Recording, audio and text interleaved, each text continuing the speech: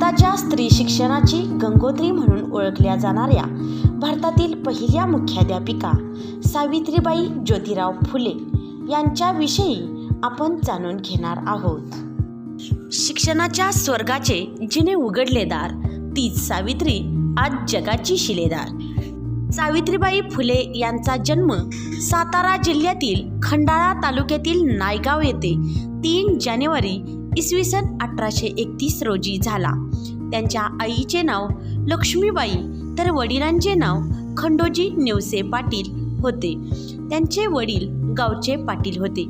स्त्री स्वातंत्र्य नसलेल्या समाजात व काळात सावित्रीबाईंचा जन्म झाला.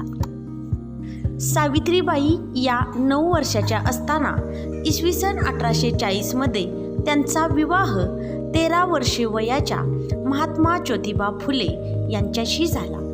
सावित्रीबाई या एक भारतीय समाजसुधारक, शिक्षण तज्ज्ञ आणि कवयित्री होत्या.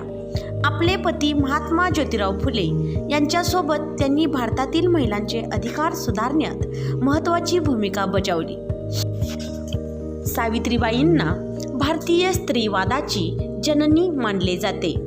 सावित्रीबाई फुले भारताची पहिली महिला शिक्षिका, समाजसुधारक आणि कवयित्री होत्या. विधवांचे पुनर्विवाह, अस्पृश्यता निर्मूलन, महिलांना शोषणातून मुक्त करणे तसेच दलित महिलांना शिक्षित करणे यासारखे महत्त्वाचे कार्य त्यांनी केले. स्त्री शिक्षणाचा पाया रचणाऱ्या, अनंत अडचणीवर मात करत मुलींसाठी पहिली शाळा सुरू करणाऱ्या